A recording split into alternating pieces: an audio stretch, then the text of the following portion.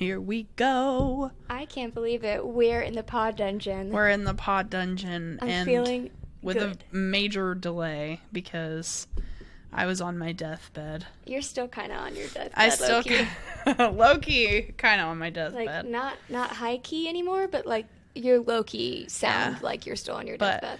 I took my codeine, my cough syrup, my purple drink, my scissor. Purple drink. No, I'm taking it responsibly. No. Yes. We do not condone irresponsible purple drinking. No, but I took my stuff, and hopefully I'll make it through without coughing too much. And hopefully your voice doesn't get worse the more you talk. And hopefully it's not too miserable to listen to. Sorry if it is, everybody, but we missed you. We have missed you. I miss doing this. We didn't want to go a full week all the way to Sunday and be super behind on our little Excel schedule. Yeah, because we have a schedule. Yeah, we do. We're both organized, which is weird because I feel like usually one person is and one person isn't, but we both are. Morgan created the Excel sheet, and it's keeping us on track. Yes, and I'm going to move your drink over to you, but I'm going to keep my distance because you're ill. And what is it? It's just a fancy Shirley Temple because you're not well, so it's... Yeah, alcohol probably wouldn't go with the codeine. That really would be a purple drink. No, that would be so irresponsible. Ooh, yeah. Is it good? Yeah, I like it. Does it make you feel like you're not as ill? Yeah. Yeah, it's just a fancy Shirley Temple with ginger ale and orange juice and Sprite and grenadine and, Ooh, that sounds like it has healing properties. That does taste pretty good. Yeah, I thought it might make you feel better. Yeah, that was a good idea. And since we are now at your apartment, we're at the squad's house since I live by myself and everyone else lives here and I get FOMO all the time. It's kind of awkward that I have all this stuff for drinks at my apartment. So we're going to have to figure that out. Maybe we could make Too bad there's not a bar down here. I was going to say, maybe we could, if we ever feel fancy, we could get a little mini fridge and we could start keeping all the bar stuff down here. We could get a little bar cart for the that'd be kind of laundry cute. room. Right? And then I could not have to bring a bag of stuff over like I did today and bringing over ginger ale and Sprite and grenadine. Did you feel like you were back in college, like when you used to sneak booze in? I literally did. And then I had to bring you the boxed wine, obviously, because I needed it out of my refrigerator. And since the boxed wine appeared at my door the day we released, when we drink it, it has to be here. You know? So I was like, let's just pawn it off on you. There you go. So now you have the boxed wine. That's so funny. I still have the high noons, though. Yeah, that's okay. That seems fair to me. All right. Anyway. So, here we go. We're going to talk about some mysterious curiosities. Oh, God. It sounds so silly when you do that. I can't. So, I'm Miara. I'm Morgan. And we are Mysteriosities.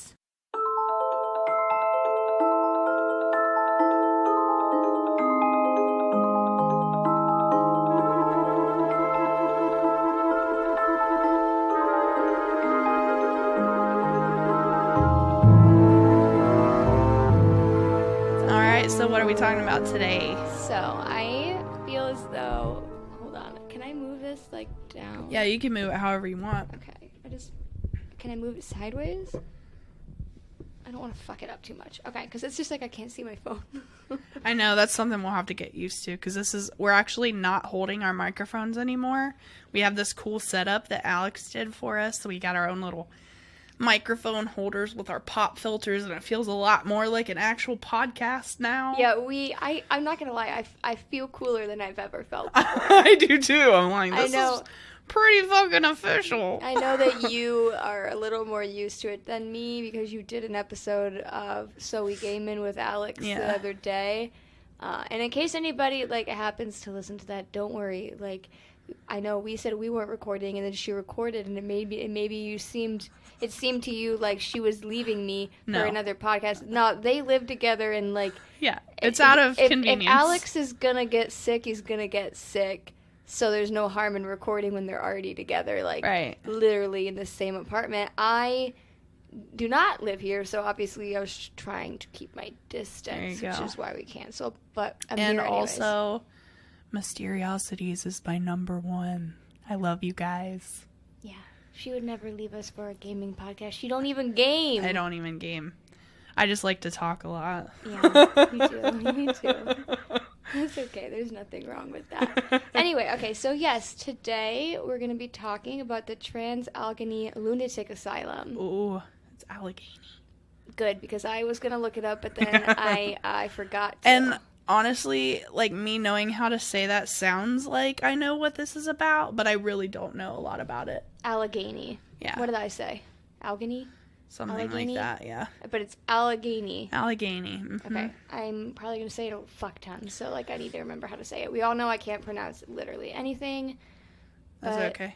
This time, I hopefully will have no more mess-ups than that one. Literally the name of the topic. We're off to an excellent start. We don't have any Italian names this time, God, do we? No, we don't. That was so hard. I'm so sorry. But let me tell you, I commend you for that, because I honestly, like, as interested and as interesting as it was, if I saw that one and I was like, ooh, this sounds interesting, and I saw those names, I'd be like, probably not. Just because I'd be scared to do it. I know. And I did have, like, a list, and that was on it, and then I was like, that seems like that's going to be a little tricky, and I don't want to be, like, that rude American bitch that can't learn to pronounce anything. But there's an extent where I can't remember that many pronunciations. Right. Like, I usually look them up when it's, like, a couple, but there was, like, 20 people, and I'm like, I could write these all down. I'm still going to mess it up. But it was so interesting that I was like, we got to do it really anyways. We have to do it anyways. I heard a lot of good feedback from that one. People liked it a lot. Really? Yeah. It was our first two-parter. It was our first two-parter. I hope people weren't too confused. I don't think so. I didn't hear that. Well, you were confused about the suspects when we started. Well, that's because I get easily confused. No, I just feel like there was a lot going on there as well, which... But because I was confused, maybe that helped people clear things up for themselves, too. That's good. That's true. Yeah. That's definitely possible. So I did like that. But yeah, there's not a lot of names that I should be able to mess up today. All right. So, the Trans-Allegheny Lunatic Asylum began construction in 1858. And in case you don't know where it is, because honestly, as much as I'd heard of it, I forgot what state it was in, or I didn't know. I honestly don't know. It's in West Virginia. Okay. Mm-hmm. Okay. And the property is 666 acres. Oh, that's already bad juju. Isn't that fun? Bad number. No, it's also an angel number. No, it's not. No, like angel numbers, you know, when you like see repeating numbers.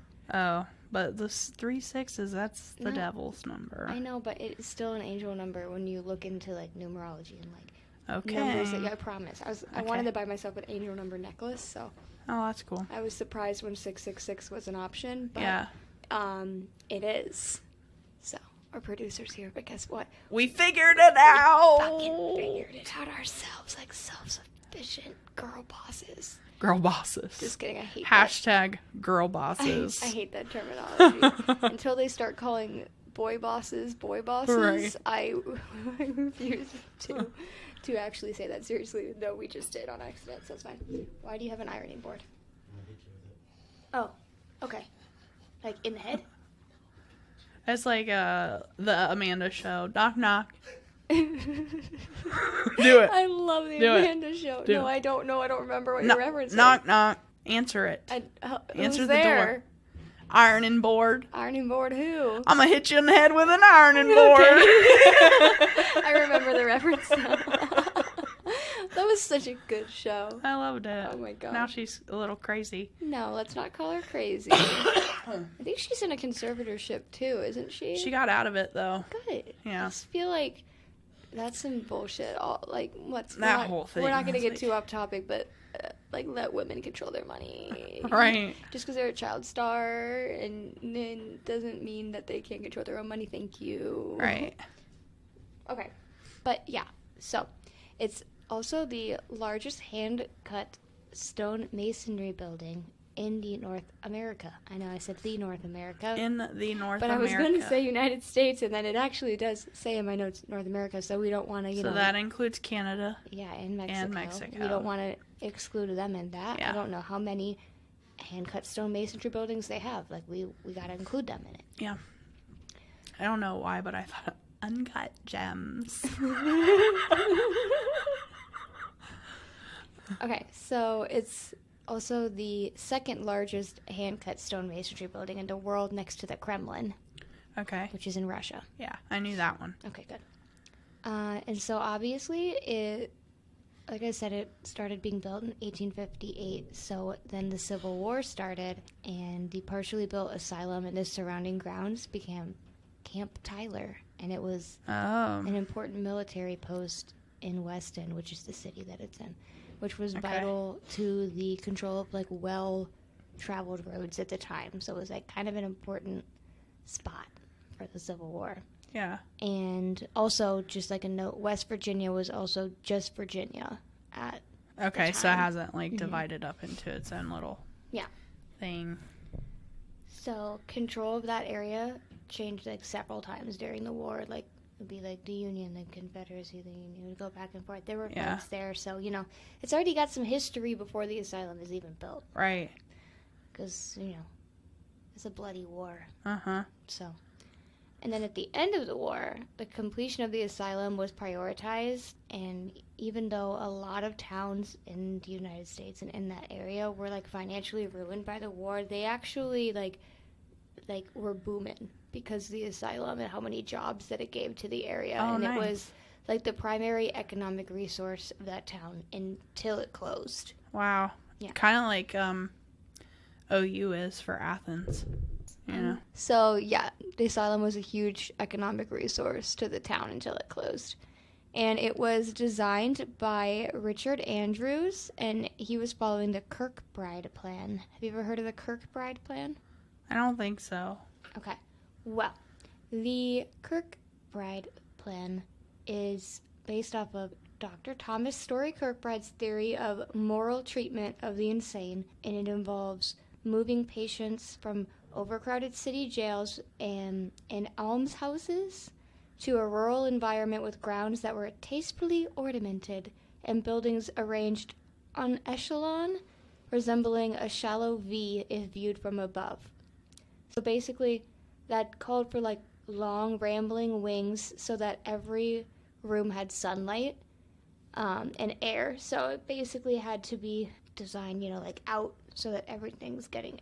And there's nothing, like, kind of, like, blocked in behind things. Yeah. So, like, everybody was getting natural light and air, which, you know, air and light.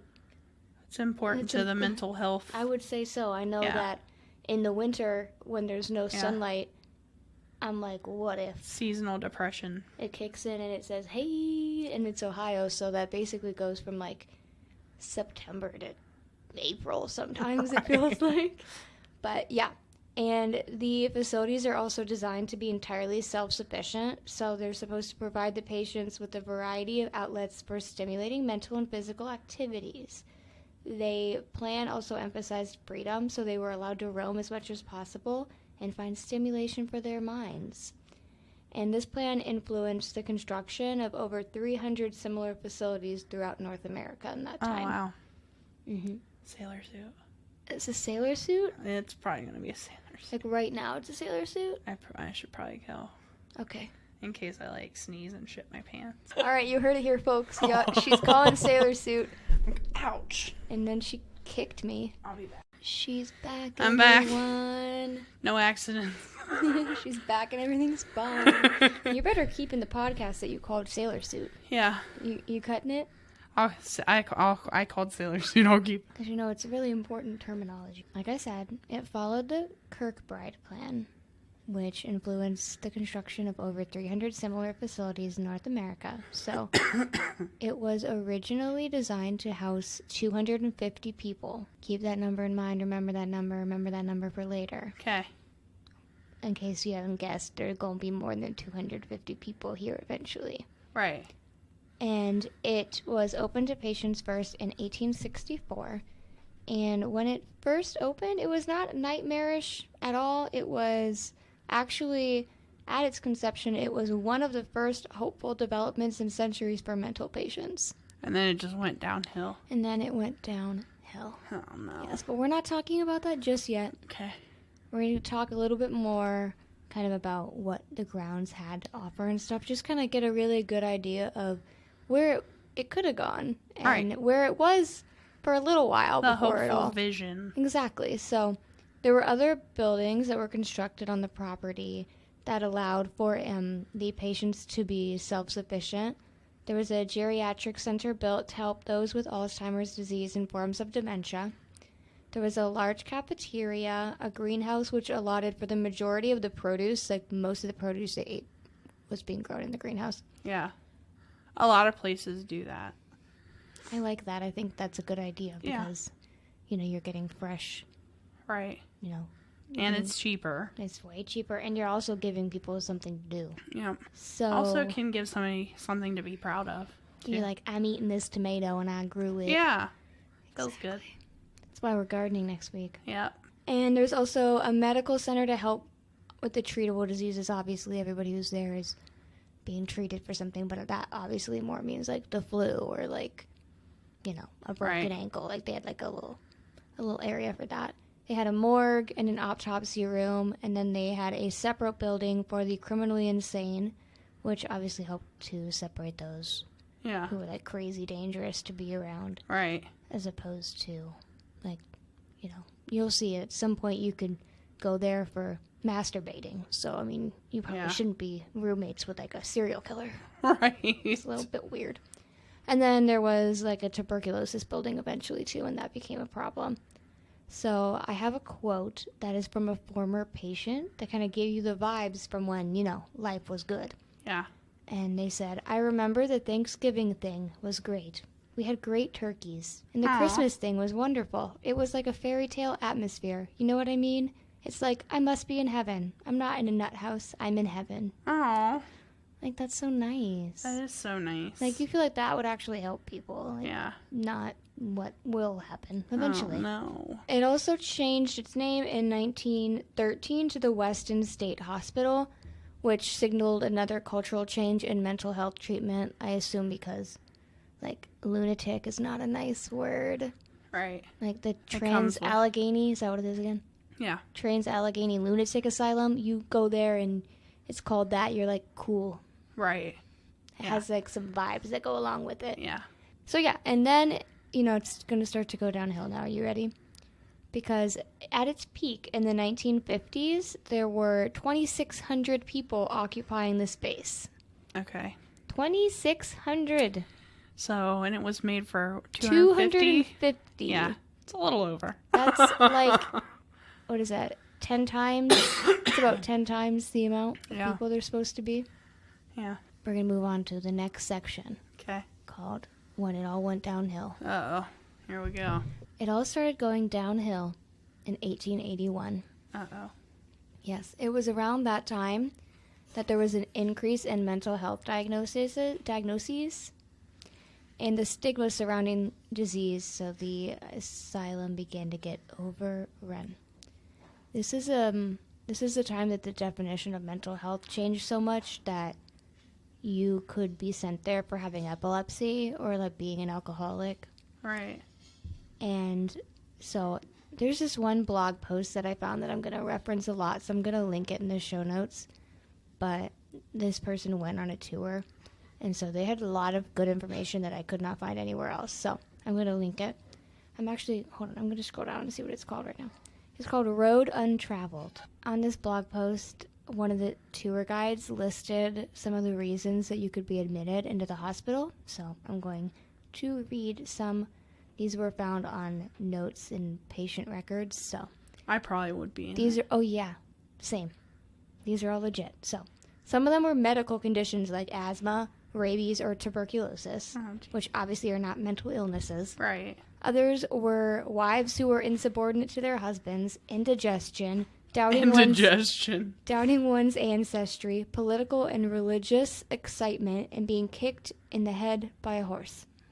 Interesting. So, a man could also admit his wife for any reason and just never bring her home if he didn't want to. He could just, like, admit her and start a new relationship and just keep his wife there forever. That's so shitty. Yeah, and she would just be a ward of the state. Oh, my God. Sometimes children were sent with their mothers, And sometimes children were born within the walls and raised there. Oh my gosh. Can you imagine?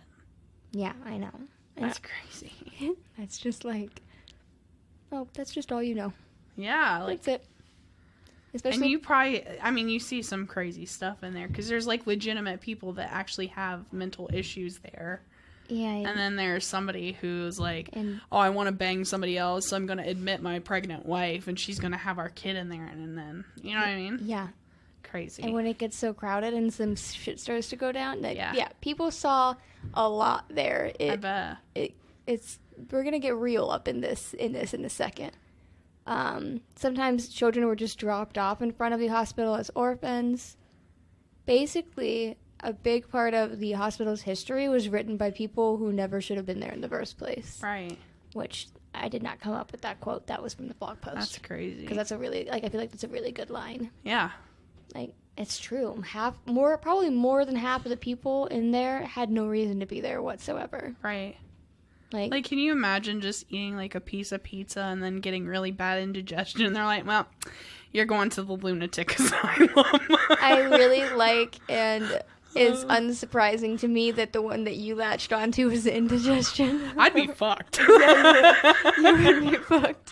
It's okay. Basically same. Like, right. My stomach gets mad at me sometimes as well. Like, oh. I've started just eating, I don't know, all the things that used to make my stomach mad. I feel like it's just grown accustomed to it because I just eat it anyways. Yeah. And it's like, okay, fine. This is just the way it's going to be now. Right. But yeah, you'd be fucked. You'd be in there. You'd be in there. For sure. And there are a lot of controversial therapies, medications, and treatments that started going on there as well. You can probably guess what some of these are going to be. Yeah. But we're going to get into them. These are the words I'm not going to be able to say, which are the medications. So, chloroproxamine. I'm going to look at it for a second. Chlorpromazine. That sounds good. Which is also known as Thorazine. Okay. Was widely introduced to treat psychotic disorders, but it was just prescribed to anybody to keep them in a catatonic state.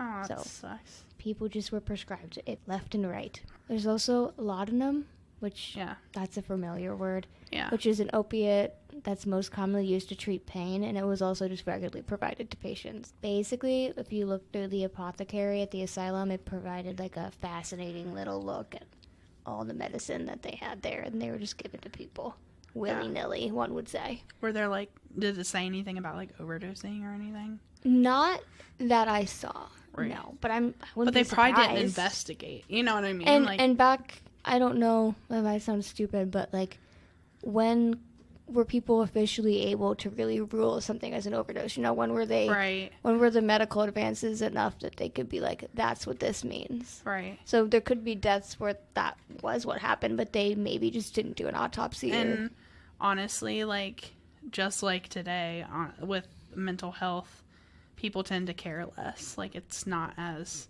important as other illnesses. So people are like, oh, if somebody died at the lunatic asylum, they're not going to investigate it. They're just like, oh, they just died. Who cares? Which is a shame. Right. And on that same vein, if your husband dropped you off because you wanted to start banging the new neighbor, right, he probably isn't tell me how my wife died. Right. He probably didn't even pick her up. He'd probably just what wife? Haha. Right. I don't know her. Right. Ooh, hoomst. So, some of the... It's new phone, who dis? New wife, who this? I don't know. Yeah. So some of the treatments that were used, again, I feel like you could probably guess some. Do you want to guess some, or do you want me to just tell you? Well, they probably did the thingy with the brain. Yes, they did the thingy with the brain, also known as a lobotomy. Yeah, and electric shock therapy, probably. Yes, they did do electric shock therapy. Yeah. They also did bloodletting. Okay. They did ice water baths. They did insulin shock therapy, which placed patients into comas. Oh, my God. And then, they did electroshock therapy or electroconvulsive therapy. Uh-huh. And they did do lobotomies, but I have a whole section on that later, so we'll wait on that. That freaks me out. All of that freaks me out. I can't imagine any of that. None of that. Nope. No thanks. No thank you. I'll stop eating pizza. So I don't get indigestion and get I'll sent to the make sure that lunatic. I don't end up behind a horse so I can't get kicked in the head. There you anytime go. soon. So asylum staff were told to send patients to isolation if they were uncontrollable, and even if they weren't, sometimes just to keep them out of the way. So there were patients that were kept in solitary confinement for like days or weeks at a time. Oh, And jeez. solitary confinement is like a torture in and of itself. Like, I feel like I've been in solitary confinement being okay, sick. Miara, it's not I'm like, the I same. need social interaction.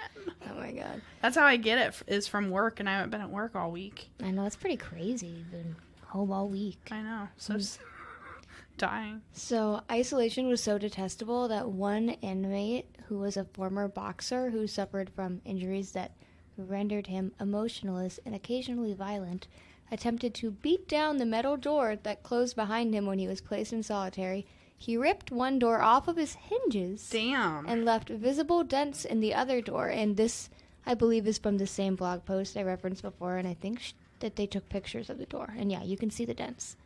And then when the door was open, he handed the door to the nurse and then returned to his room. He's like, here you go.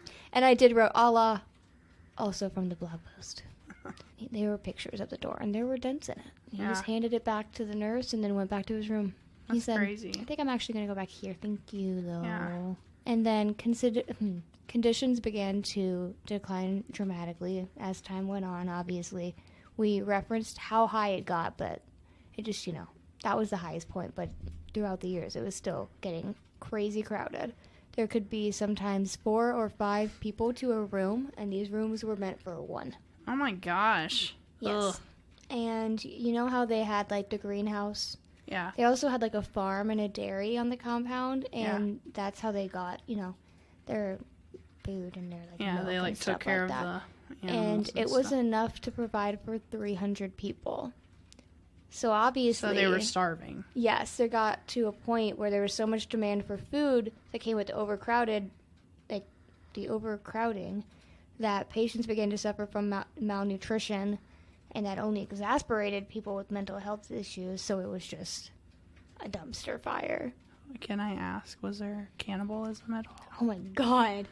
Not that I... Okay, so it not didn't that get I that heard. bad. Okay. No, but that... I don't know. I mean... I didn't really think about that, but also... What if, they Sweeney Todd it? So, people that died, they're like, well, they don't have any food, so we'll just put them into pies. Thank you for putting that into my mind. Wow. As far as I am That's aware... what I'm here for. that did not happen. Okay. But they probably wouldn't record it if it did. And Right, people they're like... would know about it, so... I'm not saying it didn't happen. I'm just saying it probably didn't happen, but we'll never know. So. That'd really give you indigestion.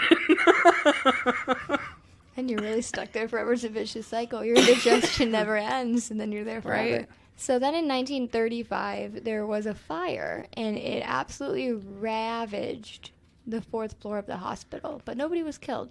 So Well, okay. there's that. And there's nothing on how that started, so I'm not entirely sure. It seems like someone could have... was divine intervention. Well, I was going to say it seems like somebody could have started it, but or that. Or it was divine intervention. Who knows? And then by 1938, they were 6 times over capacity. Isn't that what I said? What did I say? 5? 10. 10? Yeah, because you said 2,600, right? And it was 250, wasn't it? Okay, fine. So they were not at their peak then. They were at 1938. There were 6 times over capacity, and the patients were basically running wild, and the orderlies were super outnumbered. So it was really hard for them to even keep control of the situation. Which is hire more orderlies, maybe. I don't know. It seems like you need to have control of that situation, actually. Create more jobs. Exactly. It was good for the economy. They might as well have created more jobs. So then, I don't know if you ever saw American Horror Story Asylum. I have, yeah. Okay, It's been a while. I mean... That was a good season, but I haven't seen it in a minute either. But in 1949, the Charleston Gazette actually attempted to send a crew into the asylum. To do to do some little research. Like ABC 6 on your side. No, I was more thinking about American Horror Story because Sarah Paulson's character goes in that's right. as a reporter, but then she gets like admitted. I was just thinking, you know what I mean? 6 on your side. Okay, that's more relevant to my life. That's fine too, I guess. But that's sort of why I brought that up because I feel like that's what she did, but then she got admitted and it all went downhill. Right. So they found that patients were sleeping on the floor and in freezing rooms due to a lack of furniture and heat, and that the overcrowding had also resulted in overworked staff, so there was less time for sanitation. So the windows were covered in, like, filth and, like, grime, and the wallpapers were, like, peeling and moldy. It was not great, because you don't got time to clean when you have 6 times the capacity of patients running wild, and some of them are pulling doors off their hinges and handing them to you. Someone could be setting a fire. I don't know. We don't really know. Miara thinks that there's cannibalism. Like, there's a lot going on. Well, you think they have time to clean? Absolutely fucking not. They got bigger concerns. If there's like 4 to 5 people in a room that's meant for one, how are you going to get around them? You know what I mean? Like, yeah, you can't. You can't. And usually, like, since it was 1 to a room and they were originally encouraged to, like, you know, roam, you could go into a room and it'd be completely empty, and you could clean it while they were off gardening or something. Like, you can't do that when there's 5 people in a room. Somebody's probably sleeping on the floor, and somebody's probably shitting in the corner because the bathrooms are all full. Like, there's a lot going on. It's not great. Yeah. And then there were patients that were deemed unable to be controlled. They locked them in cages in open spaces, and the logic for that was they were attempting to make more room in the bedrooms for the less worrisome inhabitants. So basically, like, let's just, like, clear this room up a little bit and go in this cage.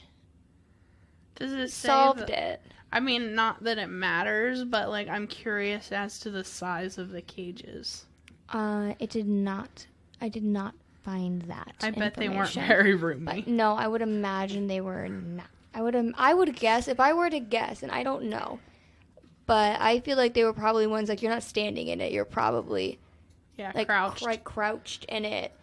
At the most, and like, so like if you're not already like crazy, then you're really gonna be crazy. You after. think that's gonna you know help? what I mean? That's not helping anybody. But at that point, they weren't really helping anybody. No, they don't care about the rehabilitation of it.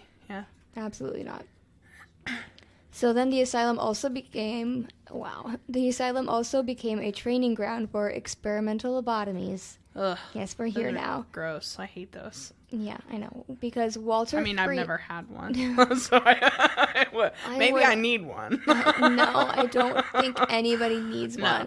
And what I want to know about lobotomies is there any example of a successful one? Does anybody like have a lobotomy and then they're like cured? No, I feel like it fucks everybody up. If you've had a lobotomy and it was successful, add us. I'm just kidding. I just feel like who came up with it? Well, Walter. Who came up with it and was like, this has helped people? Who? This seems like it was fucking everybody up. That's like when they used to like bloodlet people too, like, or electroshock, or ice baths, or. I mean, they probably think that they're doing good, but they're not. Sorry, try again later. Sorry, maybe don't stick like fucking long ass poles into eyeballs and hammer away at people's brains. It's like a COVID test. That's what it felt like. It did. I swear when they do COVID tests, it's like brain action. I never had to get a COVID test when they were doing it really deep like that. And every COVID test I've done myself. So the COVID test that I got the positive on, the guy went so far up my nose that when I left, I had a tissue. I sneezed in the tissue and I just had blood come out my nose. Like it was bleeding. Yeah, I remember when COVID first went down, they were going deep. Everybody said so. By the time I had to get one, because I didn't like leave my apartment when COVID first started. By the time I had to get one, it was do it yourself, and obviously I am not doing it myself that deep. And also by that point, they knew you didn't have to go that deep. I think. I don't know. Anyways, did you hear that? I did. What was that? That was my wheeze. Oh, I thought it was a cat. We're going to talk about Walter Freeman now, who is a famous surgeon and a lobotomy advocate because he opened up shop at the hospital. So now we're going to talk about him. Okay. Free lobotomies. Dude, you don't even know. Hold on. Hold on.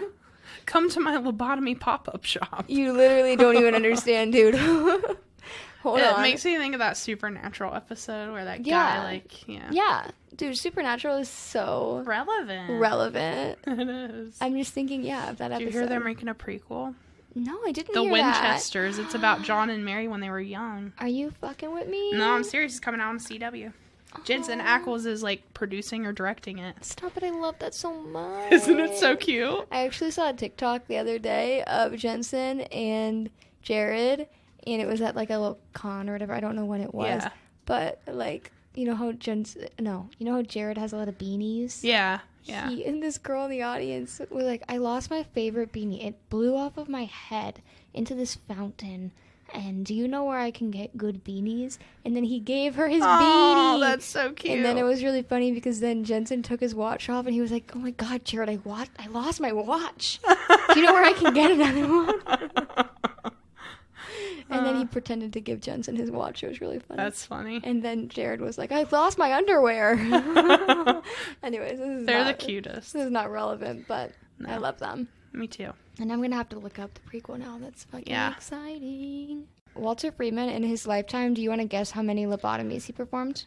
I don't know. I suck at guessing. 150. 4,000. Jesus Christ. You were a little bit off. That's why I don't play the guessing game. No, yeah. I'm always the worst. I either guess really, like, way too low, or then I guess way too high, and then it just ruins the number. I know, people. you're like, great. Yeah, no, it's not 20,000. Thanks, Miara. Right. It's only 4. I do that to Cameron all the time. He's like, do you know how much this is worth? So then I just, like, overshoot it, and then he's like, well, now that just ruins it, because it's not that much.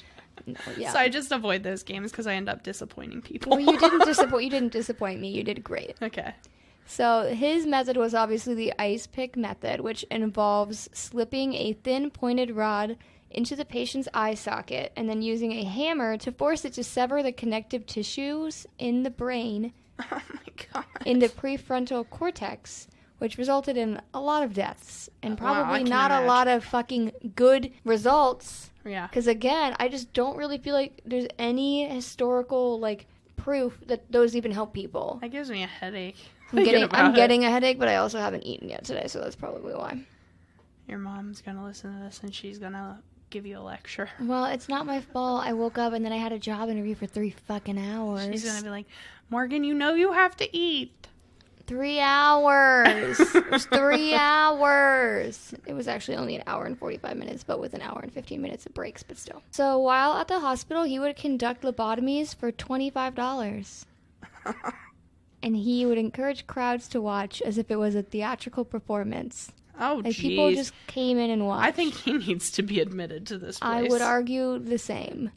So, circling back to American Horror Story, you know, like the doctor, Arthur Arden was his name. Yeah. He's kind of like bald. Yeah. Creepy looking. He was based off of Walter Freeman. That makes sense. Mm-hmm. It's like, come and see a live lobotomy, $25 a pop. Literally a pop. Yeah, I mean, that's horrible, but it's also true. Right. So, yes. And by the time the asylum closed, only one part of its grounds had been expanded to accommodate the new demand, and that was the graveyard. Oh, jeez. That's how many people were dying.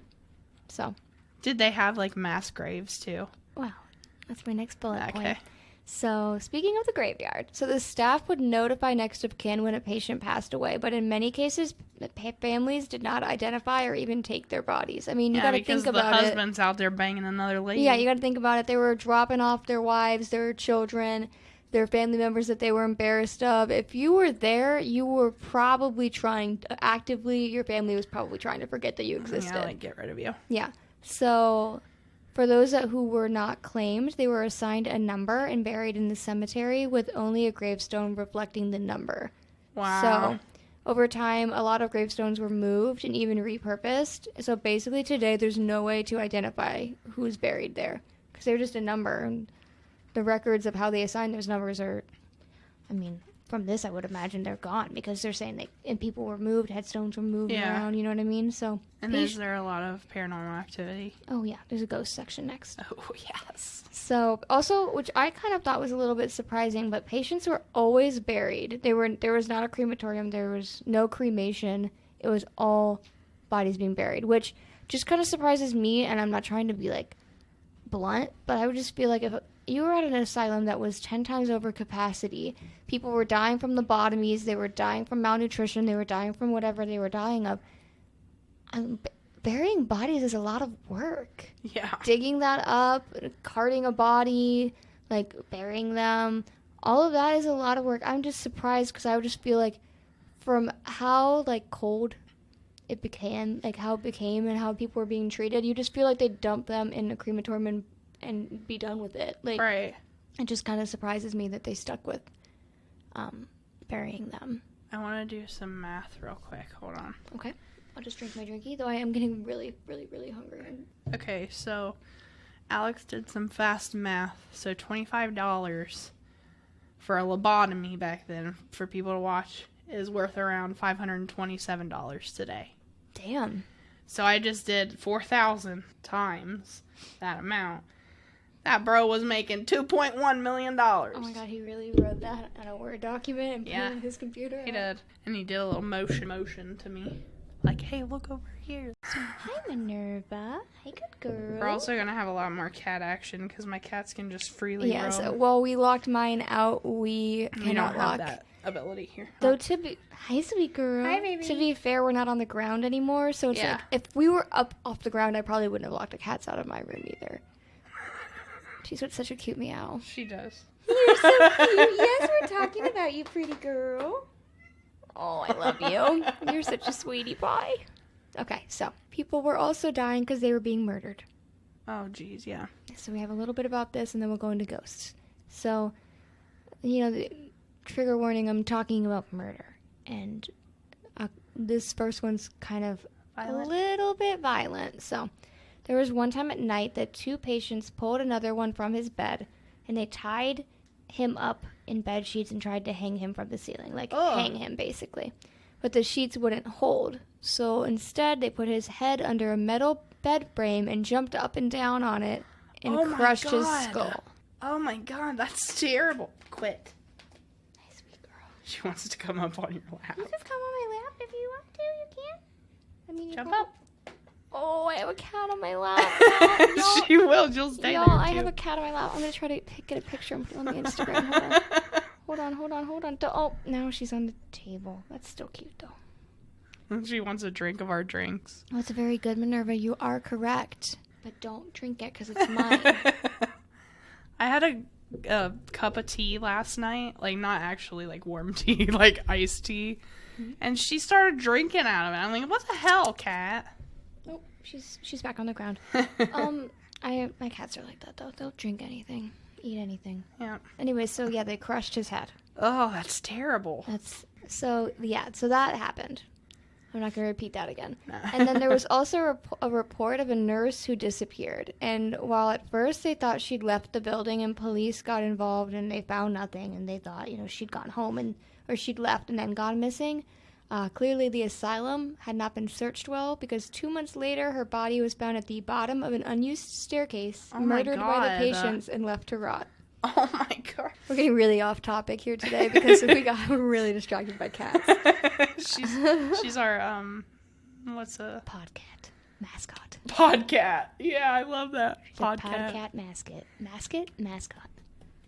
You're such a good girl. Okay, yeah, we're focusing. Focusing. So yeah, she was found at the bottom of an unused staircase and she was just killed and left down there. 2 months later? 2 months later. That's how insane. big the place was, and that's wow. What I don't understand is if it was so overcrowded, how there could possibly be an unused staircase. Like, how is there anywhere in that space where people aren't going if it's that overcrowded? But there isn't necessarily exactly a timetable for when that happened, so maybe it wasn't at its peak overcrowding. Right. Maybe it was, overcrowded, but not as much. Still, you would just think there wouldn't be a lot of places that aren't being used when you What if people, did see her, but they're like, whatever? Could be. So there was another patient named George Edward Bodie who died after a fight. So there were also just like fights where people were being killed. Another patient, Brian Scott B., committed suicide, and his body was not found for 8 days. And then also there were many reports of former employees being attacked or raped on duty. So, I mean,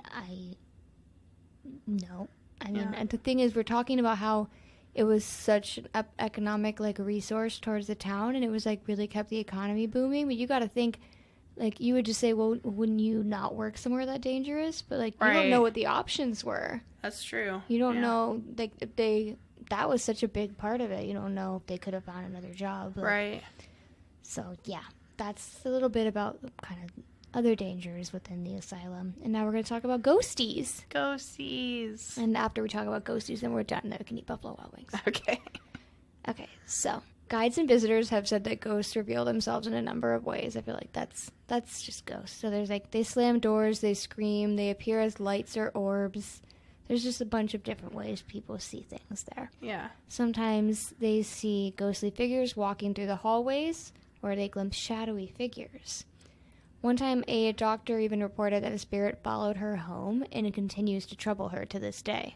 Oh, wow. And that's crazy. I know. You never, ever, that's the worst part, because I would go here in a fucking second. Yeah, but what if something attaches itself to you? You never want to think about something following you home. That's fucking terrifying. I hate that.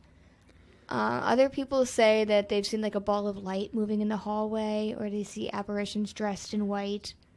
So there's like a lot of varying sightings. And then, obviously, as I said earlier, there's also the Civil War to consider. So you can hear screams and moans in that sort of area where, like, the Civil War. It says Civil War section of the building, which makes me wonder what that means. I think it just means where the camp was probably mostly set up and then built on top of. Because I don't think, makes sense. Unless there was literally people so traumatized by war, I mean, PTSD is real, that maybe they literally had, like, a Civil War ward for people who admitted from the Civil War, and it's not entirely clear what that. It just said Civil War section, so you can take that either way. It could truly be either one. I'm not sure. Right. But you can hear screams and moans, and they said, well, I guess I kind of answered my own question, because right after this I wrote, more than likely the remnants of injured and dying soldiers during their occupancy. So it was during their occupancy. Never mind about the Civil War. They could also hear heavy boot footsteps can be heard throughout those halls too. And people could also see like shadows and light blue mists which form and disappear just as quickly in those areas. Interesting.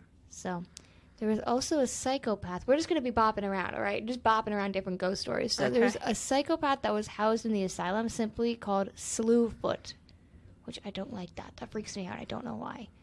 Like, maybe you're thinking it's a silly name. I don't know. I think it's kind of creepy. I'm thinking of Slewfoot Sue. I don't know what that means. So I'm thinking of nothing, and it freaks me out. But he had committed numerous, it doesn't say he, so we're not going to assume. They committed numerous murders in the upstairs bathrooms and is now said to haunt those areas too. So pipes can be heard clanging, doors and windows slam shut, and it says himself now. Fine, it's not a female serial killer. But that doesn't mean that they don't exist. Right. Girl power. So Slewfoot himself is sometimes said to be, you can hear him burst out in laughter randomly. Oh, that's creepy. Yeah, don't like that. And then there are also a lot of activities in the isolation chambers. I feel like that's not surprising. The reports of a hunt that lashes out at anyone who locks themselves in with them. There's people who have come out with bruises, scratches, and bites that have been photographed. It's the bite for me. Photographed and documented on some visitors who have spent time in those cells. Which, okay, I said I'd go to the asylum. I do not think I would lock myself in an isolation cell. No. That's a no for me. No. And that reminds me of that Supernatural episode too. Yep. Even though those asylum patients were trying to help them, so then remember she was like locked in there with them, and Dean and Sam were like, you just need to listen to him, and like, he like gave her a hint of like what was going on.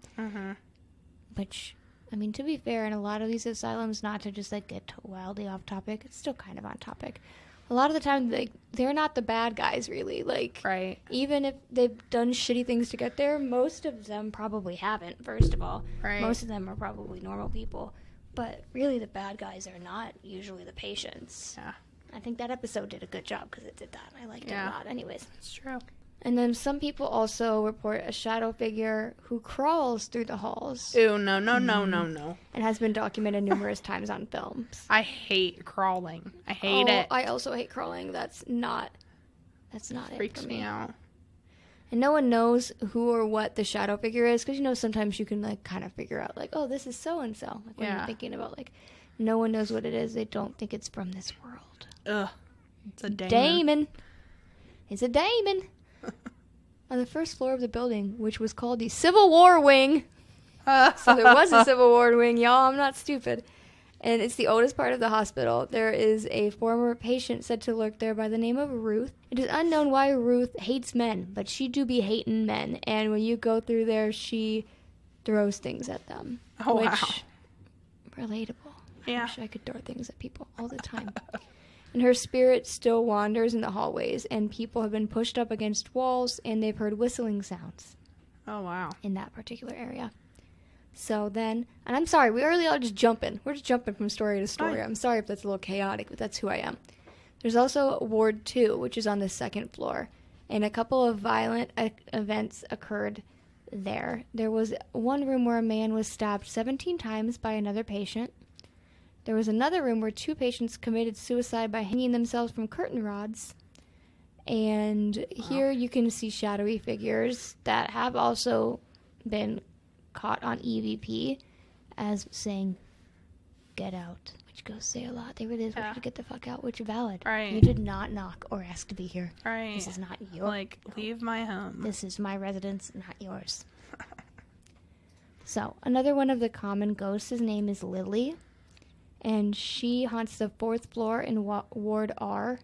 And that's the floor, the fire gutted that part, but she still haunts it. And there's 2 origin stories from where Lily came from. So the first one says that she was a former patient, one of those situations. And she is a little girl, I don't remember if I said that, but she's young. So one of the origin stories was that she's a former patient. So that would have been when a child just got dropped off at the doors. And that she spent her life inside the walls of the asylum. The other legends or other origin story was said that she was born to a female patient. So she was just kept by hospital staff, and then she finally died of pneumonia when she was 9. Oh, jeez. So she was either born there or she was sent there. Either way, pretty sad. Because she's doesn't say there's anything wrong with her. She was just taken there. So witnesses say that if you go into her playroom, which was a room that was often used as a lobotomy recovery area, you can hear her cries and laughs. And she's pretty cool. You can play games with her or bring toys and stuff. Sometimes people bring her toys. Yeah. So, yeah, she's a pretty cool. I would hang out with Lily. But there's also a lot of sinister spirits on the 4th floor as well, including a black mass-like object and a strange apparition called the Creeper that crawls along the floor. Oh, no. Why are there so many crawling things? Lots of crawling things. And there's also said to be lots of sounds of, someone banging on the pipes in that area, too, which... that's kind of the house is just settling. It's fine. So there's also supposed to be a ghost in the kitchen. Workers and visitors feel like they're being watched even during the day. And one time a security guard was walking the building alone at night, which couldn't pay me enough. Right. Alone. I mean, again, I would go there, but not do rounds by myself. And suddenly he felt like somebody was watching him. So he saw movement in the corner of his eye, and he turned around and looked, and he described it as a grayish figure. He said it looked like a woman, and it stayed at the opening of the kitchen staring at him. Oh. Before finally fading away. Yuck. Don't love that. No, me neither. And then there was also a man named Jesse who died of a heart attack in a bathtub. There was a lot of Civil War soldiers, and there's also that patient that got his head crushed in. He also haunts the room that he was killed in. Yeah, I would too. Yeah, for sure. There are also 2 teen boys that are said to linger in one of the restrooms, and that people bring them cigarettes, mints, and gum to the bathroom to try to get them to communicate with them. And then there is also a ghost named Jacob, who was first heard on an episode of Ghost Hunters, or Ghost Adventures, I'm not sure. But he was like looking for his beer. That's what they heard on the EVP. And then it was really funny because the owner, whose name is Rebecca, she later received some patient records, and she found an admission form from like 1890 of a Jacob Ayers. Actually, it was 1892 from a Jacob Ayers, who was an alcoholic who was super paranoid, and he always thought people were stealing his beer and hiding it. Oh my god, that's crazy. Isn't that kind of weird? Huh. So those are all the little ghost blurbs that I have. So basically, the end of the hospital came when eventually it continued to fall into disrepair. As we said earlier, it was not being cleaned or taken care of at all because how? Yeah. How are you going to do that? So they started to take less patients, and then it was condemned and shut down in 1994. Oh my god, that went a long I way. know. I was alive. Yeah. You were too. Yeah. That's crazy. We were here when that was still running. Wow. I mean, it wasn't.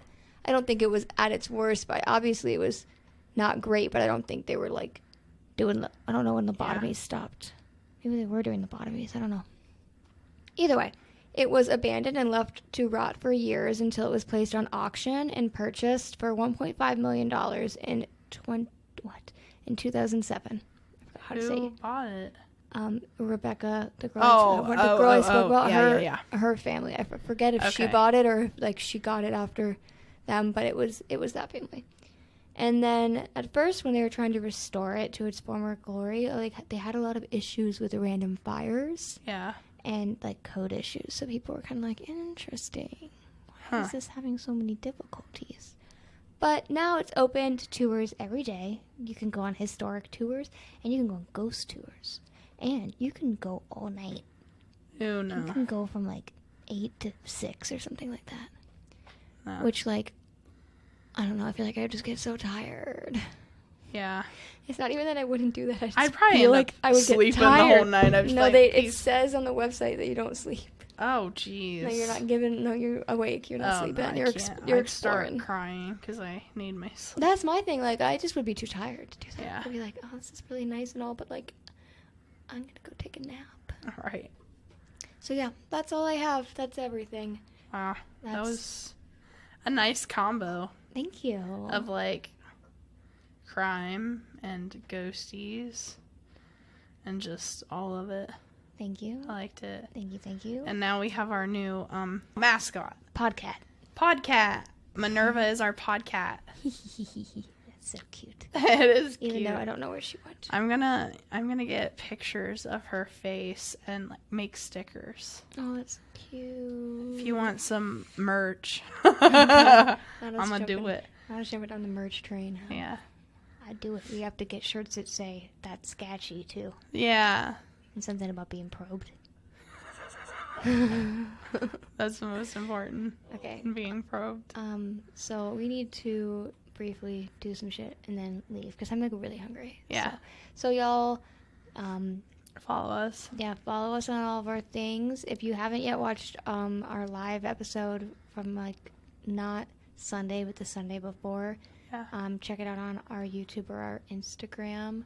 It's pretty fun. It was fun. If you want it cut and like not all of our bullshit, you can just listen to the episode on wherever you listen to your podcast. But if you want like the uncut, like ramble, like shitstorm, like full what video, actually happens when we do these things, which is like fully unedited, that's on our YouTube or our Instagram. But the YouTube is better quality video if you really want to take it all in. So better quality than our Instagram, obviously. Yeah.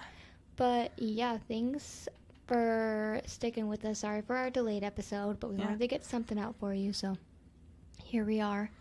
And Miara's voice made it to the end. And it did. It made it. And so. I didn't poop my pants. You didn't. You almost did, but you didn't. Yeah, it was close. So yeah, we'll be back recording normal time on Sunday, back in the pod dungeon. Yep. And should be back on normal schedule. As we said earlier, we do have an Excel document, so we're not fucking playing around. Right. So yeah, that's it. Wait, no, we don't do the intros at the end. That's silly. In case you forgot. Thanks for listening, and we are Mysteriosities. Okay, where's the fucking food?